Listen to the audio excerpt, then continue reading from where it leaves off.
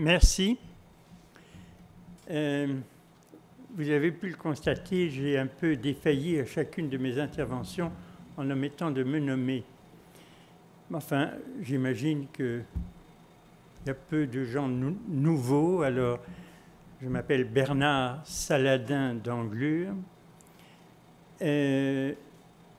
professeur émérite à l'Université Laval, retraité depuis 2006, mais depuis ce temps-là, chaque 3 ans, mon département d'anthropologie me renomme professeur associé. Et je n'ai jamais autant travaillé que depuis cette retraite. Alors, mon intention aujourd'hui est de vous ébranler dans vos certitudes, en vous expliquant comment ma vie, j'ai 81 ans et demi, est une suite d'ébranlements depuis mon enfance. Et comment peu à peu, c'est-à-dire je vais le personnaliser comme plusieurs l'ont fait. On a eu de très beaux récits de vie aujourd'hui, et puis les autres jours aussi pour certains. Et comment se forge une pensée quand on atteint un grand âge. Alors vous savez que dans les biens matériels, l'âge peut entraîner une dégradation. Dans d'autres biens, on dit que les grands crus se bonifient avec l'âge. Moi, je me suis toujours défini comme un ethnographe depuis mes premiers terrains. Et puis je découvre que les Canadiens anglais me considèrent maintenant comme un théoricien. Alors, je suis un peu surpris, mais en y réfléchissant, j'ai fini par comprendre pourquoi ils disaient cela. C'est que, en cumulant des recherches de terrain, pratiquement toute ma vie et depuis très longtemps, j'en ai fini par faire de la réflexivité. Je ne me suis jamais fait psychanalyser, mais maintenant, je mets la psychanalyse dans mon regard, ainsi que les sciences psy en général, qui reposent un peu sur les mêmes bases que toutes nos sciences, qu'elles soient humaines ou autres, et qui s'enracinent dans la création des premières universités. Il y a bien longtemps, on peut remonter au Moyen-Âge, et peut-être un peu avant, on trouvera, il y a eu des écoles de pensée dans l'Antiquité, bien sûr. Et que donc, nous sommes enfermés dans les carcans qui ont été à l'origine de nos universités. Alors, il y a eu des tentatives d'en sortir, mais j'essaierai de vous démontrer comment et pourquoi j'ai utilisé ce titre, en décortiquant d'abord mon titre. Alors, la sociocosmologie, tout simplement parce que dans mes recherches, au moins des 30 dernières années, j'ai associé le social, le genre, c'est-à-dire la parenté d'abord, l'organisation sociale ensuite, la mythologie après et le chamanisme, et puis le genre. Et là, je veux beaucoup vous faire réfléchir sur le genre. J'ai créé plusieurs cours en anthropologie dans le passé. Un qui a été Orient-Occident, que j'ai créé lorsqu'il y a eu ces célébrations du voyage, si je me souviens bien, de Jacques Cartier. Vous savez, il y a eu des grands voiliers qui sont venus, etc. Et là, j'ai fait mes premières hypothèses sur pourquoi sommes-nous allés dans l'Arctique. Moi, j'y allais, puis je me suis dit un jour, mais qu'est-ce que venaient faire là ces ancêtres ou ces gens d'autres nations depuis si longtemps? Et je me disais, tiens, il s'intéressait tellement à ce continent. Et puis, j'ai découvert, à un moment donné, que ce n'était pas ça du tout. L'Europe ne s'est pas intéressée aux Amériques, mais pendant des siècles. Même après la découverte, la pseudo-découverte par Christophe Colomb. C'est pas ça qu'il cherchait. Absolument pas. Donc, ne nous félicitons pas d'être les descendants de ces grands découvreurs qui ont voulu s'installer dans ce pays, mais ils n'en avaient rien à faire de ce pays. Ça a été un obstacle pour eux pendant des siècles. C'est pas ça qu'ils cherchaient. Alors, je vais vous entraîner dans un voyage qui correspond un peu au mien. Et puis, vous vous souviendrez de la question que j'ai posée à M. Désy ce matin, quand il a parlé de voyage religieux, si je ne me trompe, vers ces fameuses cavernes. J'ai cru que, comme médecin, il nous avait parlé, il nous avait dit qu'il était médecin, qu'il a été à Povernitok, comme il l'appelle maintenant, où il y a un Inuit civique, c'est-à-dire une maison de naissance. C'était une des premières au Nunavik, qu'il allait nous parler de la reproduction de la vie, de la grossesse, du voyage que fait le fœtus dans ce milieu aquatique, mobile, cette maison mobile. Les Inuits dans le passé pensaient que les igloos pouvaient se déplacer. Mais qu'un jour, un enfant avait failli être écrasé parce qu'il était descendu de la plateforme où l'on couche et puis ça l'avait blessé. Et donc, vous apprendre quelque part à quel point il faut adopter d'abord une pensée nomade et se dire que nous ne sommes pas des personnes en tant que telles, nous sommes des moments dans une chaîne de vie. Et des tout petits moments. Si vous prenez vos premiers ancêtres humains, ben écoutez, on va remonter loin. Imaginez que s'il y avait une seule interruption, ben vous ne seriez pas là. Je suis désolé, moi je suis ravi de vous voir nombreux. Mais donc, vous êtes dans une chaîne. Et ce qui vous définit, on a beau parler des personnes, dignité humaine, oui. Mais pour répondre à des interrogations, moi je proposerais plutôt la dignité de la vie. Mais la vie nous dépasse. Et vous allez voir dans ces cosmologies auxquelles je fais allusion, la vie pour eux, c'est un ensemble beaucoup plus vaste que ce que nous appelons nous-mêmes la vie. Et c'est-à-dire que tout est en mouvement dans le cosmos. Et je vous renvoie aux travaux des astrophysiciens de pointe qui actuellement explorent le cosmos. Ils ont récemment dit on est incapable avec les mathématiques d'expliquer la complexité de ce que nous voyons et découvrons tous les jours avec des technologies de plus en plus raffinées. C'est d'une complexité telle que les mathématiques sont trop restreintes. Elles nous permettent de faire de grands progrès pour l'élaboration de nos outils, nos observatoires, etc. Et l'un d'eux a dit il faut aller regarder du côté des cosmologies orientales pour compléter notre approche rationnelle, mathématique, et expliquer cette complexité que nous rencontrons. Alors, qu'est-ce qu'il y a de plus complexe à notre portée, si ce n'est la vie?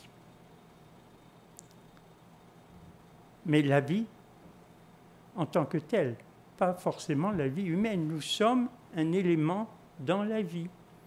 Et les théories nous démontrent, elles changeront peut-être avec le futur, que quelque part, il y a eu une première cellule de vie dont tout ce qui est vivant sur Terre descend. Il a fallu près de 3 milliards d'années avant ce qu'on appelle le Big Bang pour que les conditions physico-chimiques des gaz, des minéraux, etc., se combinent un certain nombre d'éléments pour permettre une première cellule vivante. Certains musées ont intégré ça dans leur présentation de l'histoire du cosmos. Alors, c'est un outil. On devait avoir un grand musée à Laval, mais qui a été démantelé il y a quelques années dans un problème financier. On m'avait demandé à l'époque de prévoir une section sur les Inuits. Alors, bien des objets que vous avez vus le premier jour avaient été rapportés, j'en avais rapporté beaucoup, y compris, j'avais un squelette de caribou complet, reconstitué par les Inuits avec les noms de chaque partie. Voilà. Donc, nous descendons tous de cette première petite cellule humaine. Alors, souvent, quand je présente cette mythologie des Inuits, les spectateurs après me disent « Mais est-ce que vous y croyez à tout ça ?» Alors, je leur réponds « Écoutez, pour paraphraser certaines personnalités, je dirais « Qui suis-je » pour vous répondre? Que suis-je dans cette immensité du cosmos, mais même pas l'équivalent d'un grain de sable? Comment voulez-vous que quelqu'un comme moi, un humain d'un certain âge, puisse comprendre ce cosmos alors qu'il n'en est qu'une infime, minuscule petite partie? Donc qu'ont fait les humains? Eh bien, à leur échelle, ils ont utilisé leur capacité mentale, leur sensibilité, leur sens, et ils se sont représentés, et chaque peuple qui a dans son isolation historique ou géographique s'est construit une cosmologie au fil des âges. Eh bien, nous avons longtemps considéré les peuples illettrés, sans écriture, on les appelait sauvages, mais vous savez, le terme de sauvage existait bien avant la découverte des Amériques. On retrouve ça au Moyen-Âge.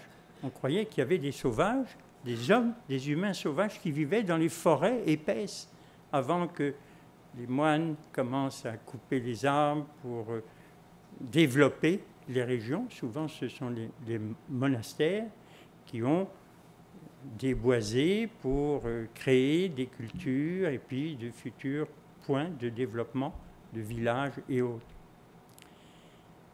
Et voilà, c'était ma réponse. Néanmoins, je suis né dans une famille, deuxième de 8 enfants, une lignée. Je suis devenu même peu à peu le généalogiste de ma famille. Et j'attache de l'importance à l'histoire, à la famille, parce que peu à peu, en creusant, j'ai découvert comment j'avais été fabriqué par ma famille, par les attentes parentales, mais même aux générations d'au-dessus. Et puis je vous dirai tout de suite que je suis né, enfin je dis né, mais c'est en partie inné et en partie acquis, gaucher, comme ma mère,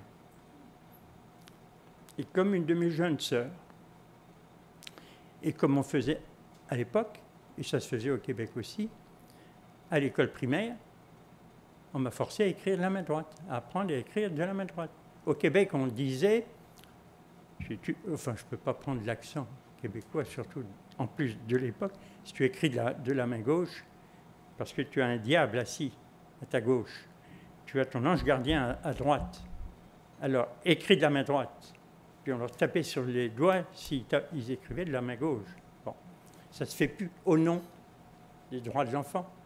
Peut-être, excusez-moi. J'aurais dû être juriste. Mon père était juriste. Il aurait aimé que je reprenne son cabinet de défense juridique. Alors j'ai fait un peu de droit. Et puis un jour, l'ethnologie et surtout le terrain m'a fait changer. Mais j'ai quand même fait une année, enfin, disons l'équivalent de 2 ans de droit, ce qui me fait suivre avec un intérêt passionné toutes les communications qui ont pu être présentées ici. Et je dirais très souvent, dans les 30 dernières années, les tribunaux ont fait appel à moi pour venir défendre des causes inuites que nos lois ne pouvaient pas satisfaire. Et bon, j'ai réussi. Et je vous reparlerai tout à l'heure de la magnifique table ronde qu'on a eue aujourd'hui avec ces deux personnalités inuites. C'était un immense bonheur de les entendre et de me sentir très proche d'eux. Lisa, je l'avais convaincue il y a X années de venir faire une maîtrise en anthropologie. Elle a été la première titulaire d'une maîtrise inuite à Laval. Et, mon Dieu, ce qu'elle nous a rendu aujourd'hui nous donne envie de l'avoir comme professeur dans notre institution. Socio-cosmologie asiatique. Alors pourquoi asiatique? Il m'a fallu des années. Alors je vais quand même faire avancer un peu les images. Il faut que je me dirige vers l'écran ou vers l'ordinateur. Ah, là-bas.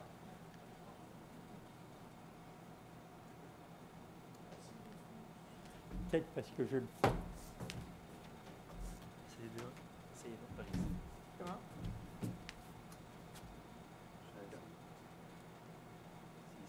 Ah, pardon. Désolé. Il fallait appuyer sur la touche droite. Vous voyez, le gaucher contrarié. Même si j'ai eu des problèmes côté gauche, vous voyez de la moitié un peu instable sur mes deux jambes. Voilà, sur le côté droit. Alors,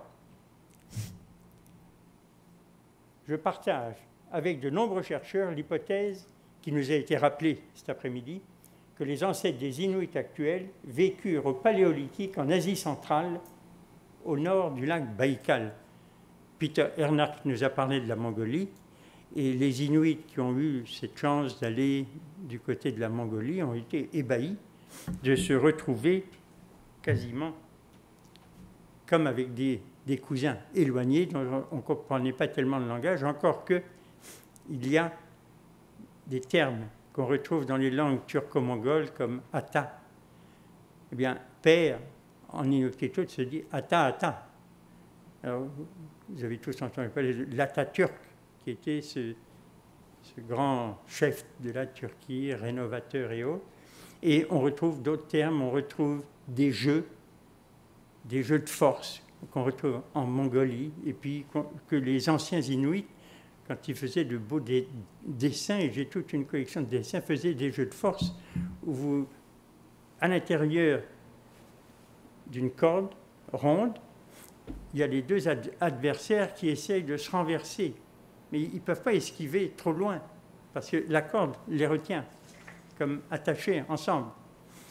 Et on retrouve ça en Mongolie. Alors, voilà. Asie centrale. Alors, je partage ce point de vue depuis que mes recherches ethnographiques, et ça c'est peut-être leur originalité, englobant leur système de parenté. J'ai commencé par la parenté. Je suis d'une famille nombreuse, j'ai eu 65 cousins germains qui maintenant sont des grands-parents, donc les réunions de famille, c'est des centaines de personnes, et on se réunissait chaque année, jusqu'il y a une vingtaine d'années, au jour de l'an, chez un cousin dont la parenté remontait au milieu du XVIIIe siècle. On était 400.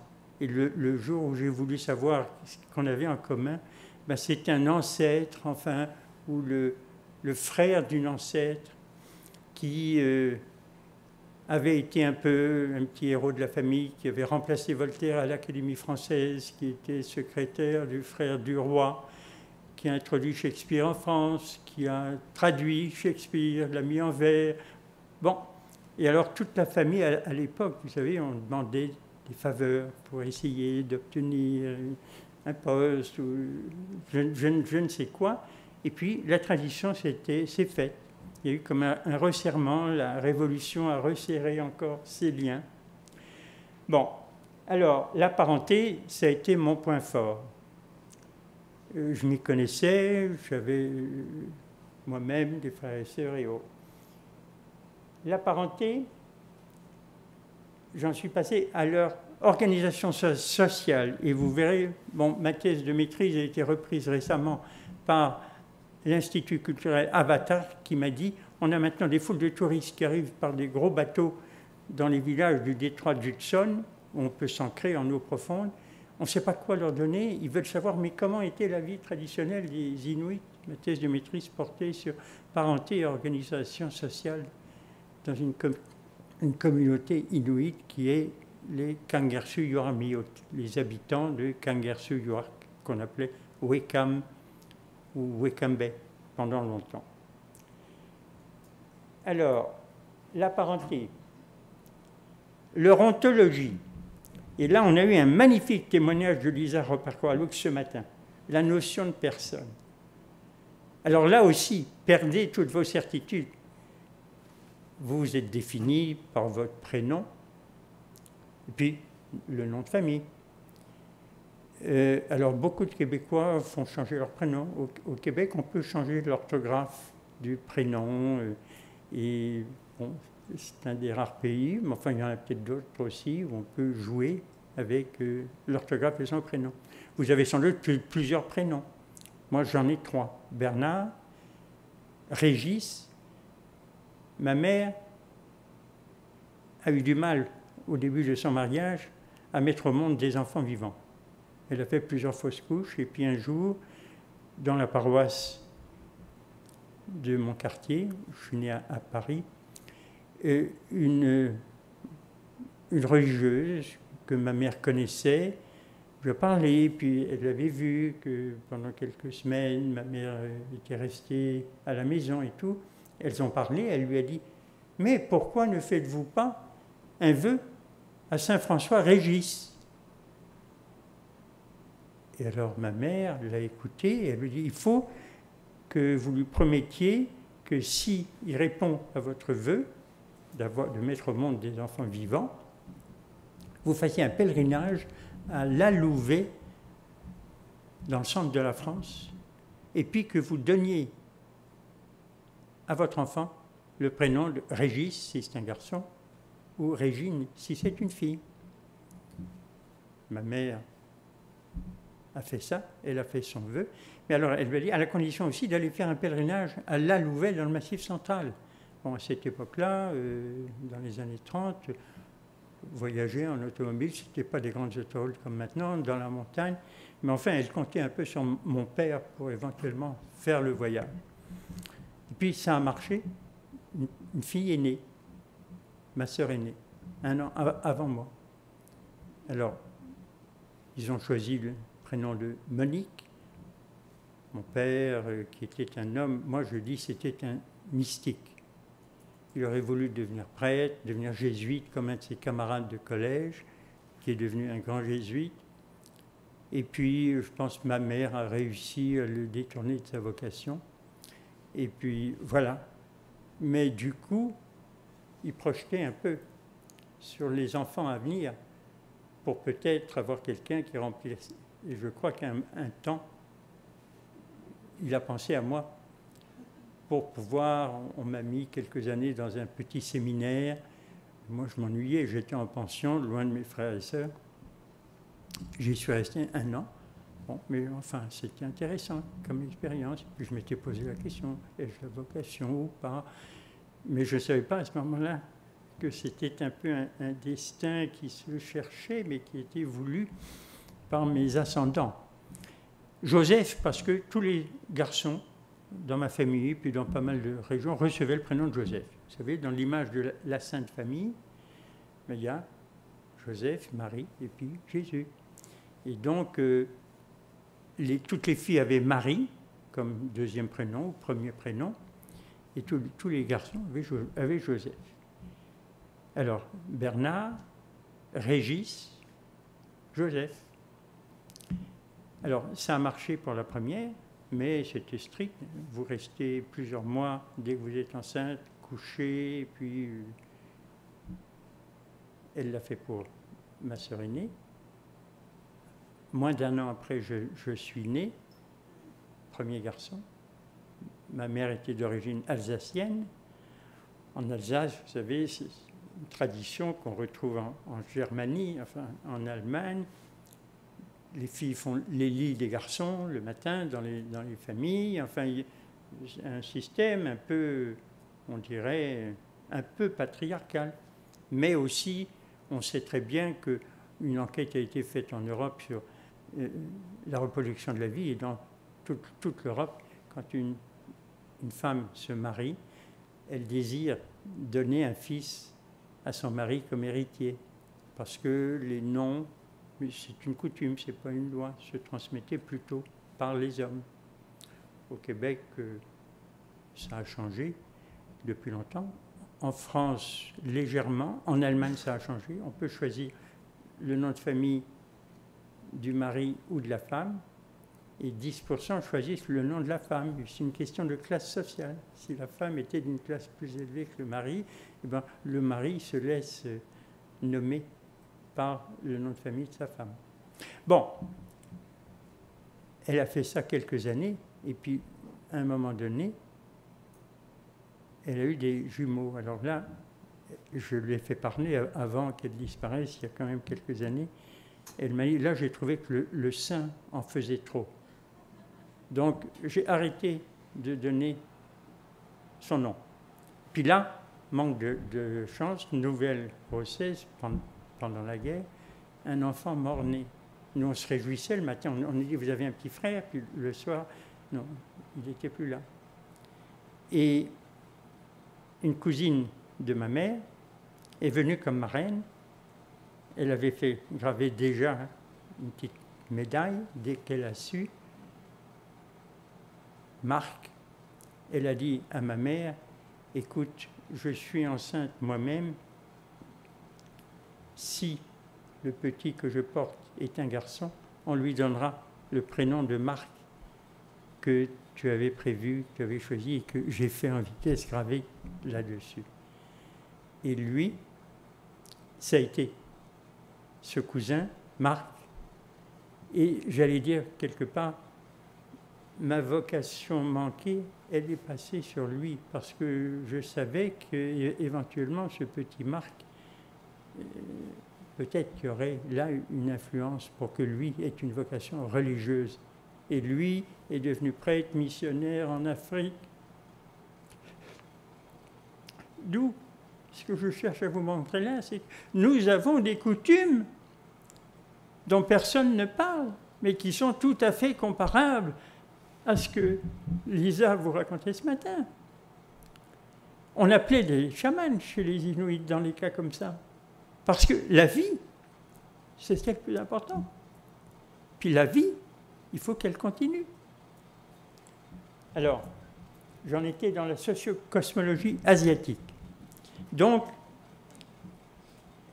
parenté, notion de personne, croyance en la réincarnation, ce que Peter Erner, il n'est pas là, et je pense qu'il a dû repartir à Ottawa, ne vous a pas dit, mais je vous donnerai plus de détails tout à l'heure, c'est qu'en raison du nom de cette dame, Tartok, ben, il était habillé en fille pendant son enfance. Et bon, il ne se souvenait plus très bien de ce qu'il m'avait raconté, mais enfin, il fait tellement de voyages, tellement de conférences, on peut penser que ça lui avait échappé. Il m'avait dit, lorsqu'on m'a envoyé au pensionnat, j'étais habillé en fille. Alors, on séparait garçons et filles. Il y avait le deuxième étage, c'était les filles, et le premier étage, c'était les garçons en bas. Alors, on l'a envoyé au deuxième étage. Et la religieuse qui accueillait les petites filles prend ce garçon. Il était vêtu de ses vêtements de caribou. C'est pour ça que je lui ai demandé ce matin. Il me rappelle cette histoire, je la trouve extraordinaire. Elle lui dit, oh tu sais, ces vêtements de caribou doivent être pleins de poux. voyez, les idées que même ces bons missionnaires, ces bonnes religieuses, parce que c'est vrai, moi j'ai moi-même vécu dans les tentes inuites, et puis je voyais qu'au milieu de la nuit, tout le monde avait l'air de bouger. Je me dis, mais qu'est-ce qui se passe? Et puis jusqu'à ce que quelques jours plus tard, moi je vois que je me mets à bouger aussi. Et puis je découvre le lendemain que j'avais quelques piqûres, j'avais attrapé des poux. Vous savez, ce sont des peaux qui ne sont pas tannées, et puis on n'a pas des facilités pour se laver, prendre une douche, vous êtes dans un camp de chasse. Et elle le déshabille, puis à un moment donné, elle pousse un cri. « Oh, mais c'est un garçon !» Elle voulait lui donner le baigner, puis lui donner de beaux habits de petite fille, comme on le fait chez nous, je dirais. Alors, elle téléphone à l'étage en dessous, à Saint-Rue. « Viens vite chercher, j'ai un petit garçon. On m'a envoyé une fille, et puis en le déshabillant, je vois que c'est un garçon. » Alors, on l'a descendu d'un étage, et puis il a commencé sa vie de pensionnaire comme ça. Mais, on va le retrouver tout à l'heure, parce que vous verrez que dans mon approche et dans mes découvertes, les travestis jeunes m'ont intéressé, et j'ai découvert dans les pratiques inuites le secret d'une cosmologie éblouissante. Alors, je vais aller un peu plus vite. Croyance en leur réincarnation, leur conception du genre, le travestissement d'enfants ou de chamans. Parce que ma thèse, c'est que c'est parmi ces enfants que la vocation chamanique survenait. Et quand un jour, je faisais des recherches à la bibliothèque de l'université Laval sur le sexe des anges, vous savez, pendant le siège de Constantinople, il paraît que les théologiens discutaient du sexe des anges. Je voulais savoir ce qu'il en était. Et puis, pourquoi on avait décidé que les anges n'avaient pas de sexe, alors que dans la Bible, lisez des passages de Sodome et Gomorrhe, ces anges sous forme humaine qui se font agresser sexuellement par les habitants locaux. Je suppose que s'ils n'avaient pas de sexe... bon. Et il me dit, avez-vous pensé à appliquer votre modèle à la vie religieuse, à la vocation religieuse? Alors je dis, oui, mais j'aurais pas osé. Eh bien, il me dit, osez, jeune homme, osez. Et on a fait un projet de recherche qui incluait des ordres religieux et avec des assistants qui ont été faire des entrevues avec des religieuses, avec des prêtres, et quelques moines, pour découvrir qu'il n'avait pas tort. Alors, des chamans. Toutes ces recherches me firent découvrir que leur cosmologie et leur système de pensée, basé sur la logique du tiers inclus, retenez ça, le tiers inclus. On vous a peut-être jamais parlé de cette logique du tiers inclus parce que nous vivons depuis Thomas d'Aquin, XIIIe siècle, dans une logique du tiers exclu. On nous dit que quand les moines du Mont-Saint-Michel ont traduit Aristote en latin, Thomas d'Aquin s'est emparé de cette traduction et a décidé de remettre de l'ordre dans tout le grand désordre qu'il y avait dans la chrétienté, dans le catholicisme, les hérésies, le schisme et autres, en introduisant une logique qui était cette logique d'Aristote et le tiers exclu. Alors, qui a permis des développements considérables et puis toute la scolastique qui s'est construite un peu autour de ça. Bon, je ne suis pas philosophe, hein, alors ne m'en veuillez pas si parfois je fais des raccourcis un peu rapides. Mais, voilà, nous sommes enfermés dans une logique binaire. Or, je découvre que les Inuits ont le tiers inclus, ne serait-ce qu'au niveau du genre. Ces gens travestis ne sont pas... Et je vais avancer un petit peu plus vite. Pardon. Bon, ça c'est l'autre, le grand jeu. Je voulais mettre colonialisme. Mais ce terme est tellement utilisé et puis péjoratif qui nous culpabilise. Alors il y a maintenant des études coloniales, des études postcoloniales, et puis on veut quelque part remettre en cause l'Occident à cause du colonialisme. Oui, mais ce n'est pas ça la cause. La cause, c'est cette logique. Or, il se fait que les Arabes avaient déjà, avant Thomas d'Aquin, via Averroès, utilisé une traduction d'Aristote et avaient inclus cette logique-là dans leur logique, au moins dans une partie de l'islam. Parce que, bon, vous regardez, le soufisme est beaucoup plus proche, et certains disent que c'est du chamanisme musulmanisé.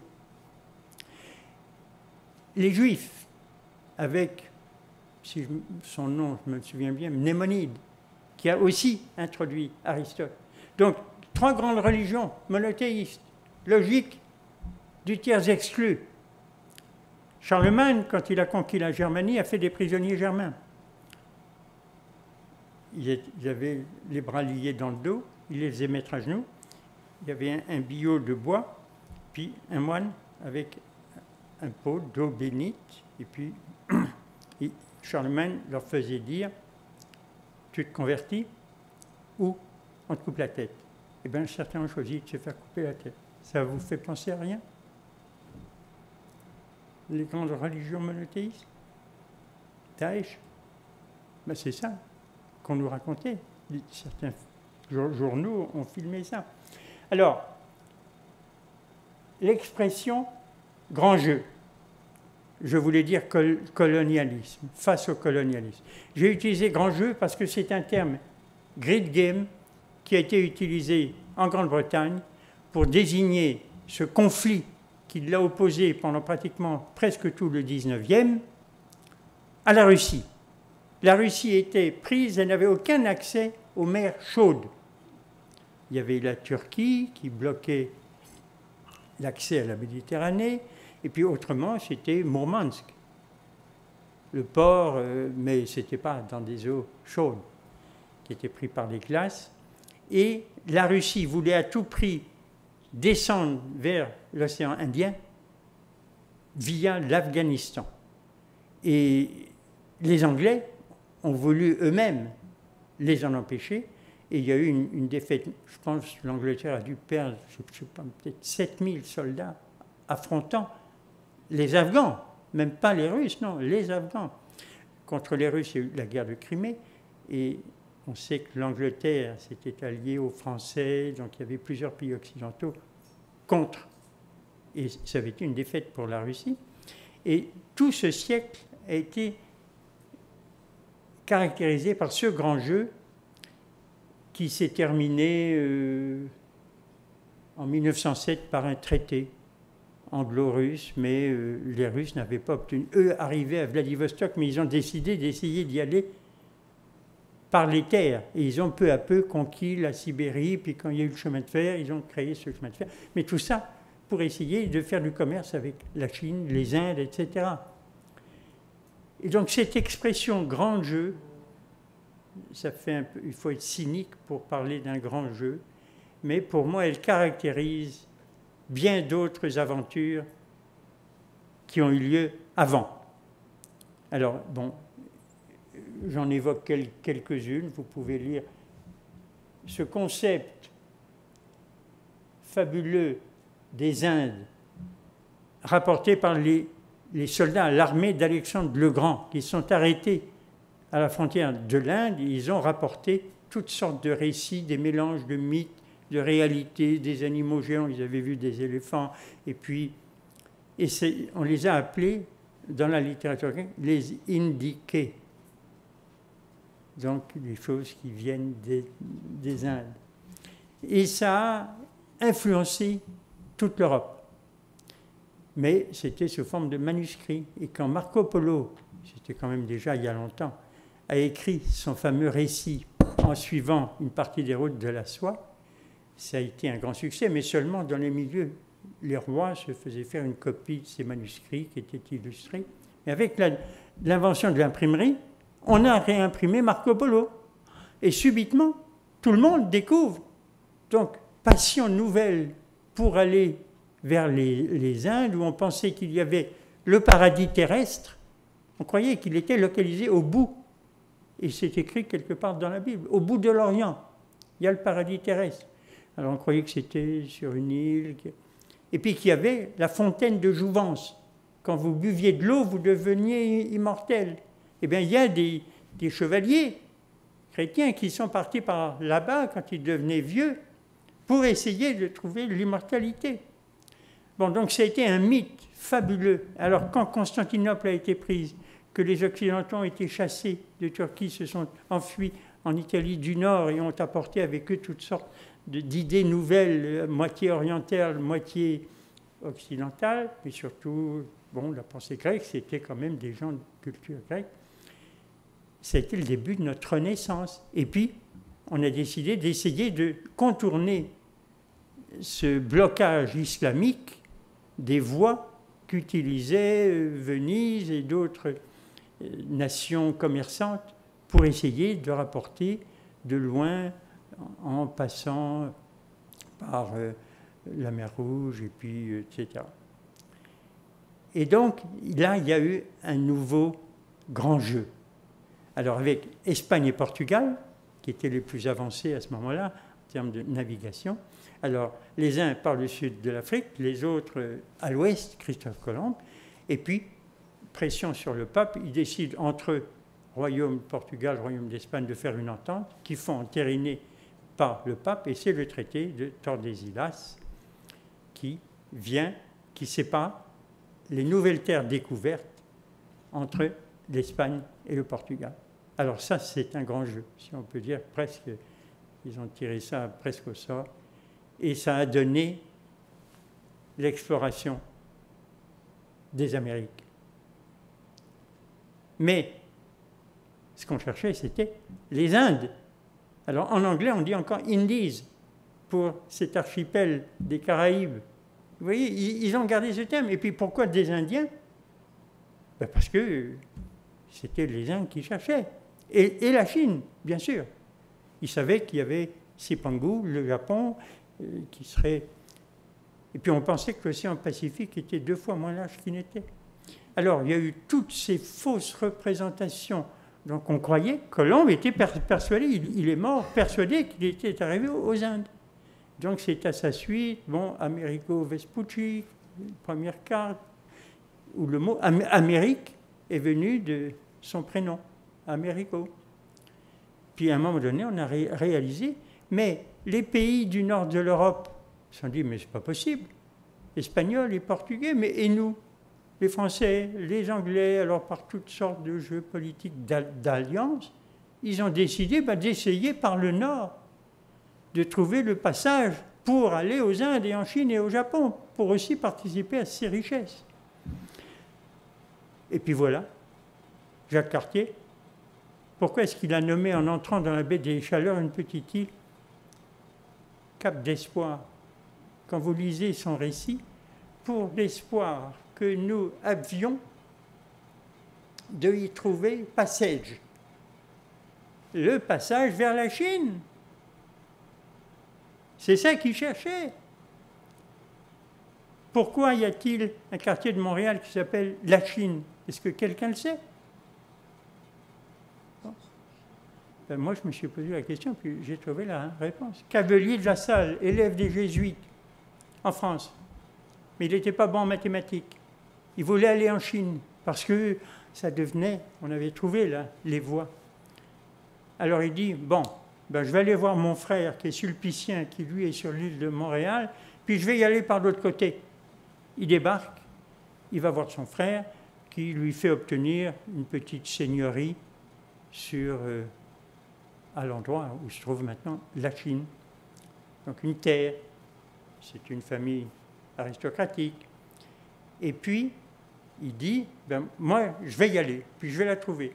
Alors, il convainc Nicolette, truchement, qui avait été, vous savez, les Français échangeaient un de leurs enfants contre un enfant amérindien pour que la paix reste. Nicolette avait été comme ça, un truchement. Il l'emmène, et puis il entend parler des Amérindiens, Nicolette, qui disent, oui, à X jours de canot, il y a en langue algonquine un mot comme Winnipeg. Il veut dire l'eau qui pue, l'eau de mer. Alors il dit, eh bien ça y est, la mer de Chine n'est pas loin.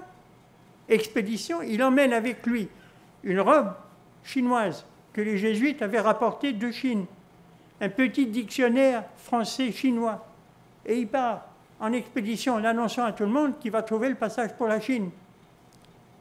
Puis ils arrivent au lac, le dernier grand lac, chez les Winnipigons. Alors, il arrive là-bas où il y a effectivement des eaux, je pense, un peu sulfureuses, enfin, qui ont un goût pas bon. Le même mot que pour l'eau de mer. Alors, il arrive, il met sa robe, il est dans le canot, sa robe chinoise, il prend des pistolets, il tire en l'air, puis tous les Amérindiens qui étaient là sur la côte, qui regardaient arriver ces canots, se mettent à plat ventre par terre. Puis il dit quelques mots chinois, personne ne le comprend, et puis finalement, il revient, il arrive bredouille sur ses terres, et ses voisins lui disent « Alors, tu l'as trouvé ?»« Non, non, mais ce sera pour la prochaine fois. » Alors, par dérision, on a appelé sa terre la Chine. Ça, c'est la vraie histoire. Mais on nous la cache parce qu'on n'a pas la pensée formatée pour comprendre ça. Et c'est passionnant. Moi, dans mon cours Orient-Occident, mais croyez-moi, j'avais 150 étudiants de toutes les facultés qui me disaient on en veut encore. Il fallait décoder leur... Alors, je vais aller très vite. La carte inuit. Permettez-moi de faire quelques petits commentaires. Vous voyez deux noms. Bon, vous avez le cercle polaire arctique. Vous reconnaissez le Canada. Vous voyez un peu la côte polaire avec le Groenland. Et puis, deux sites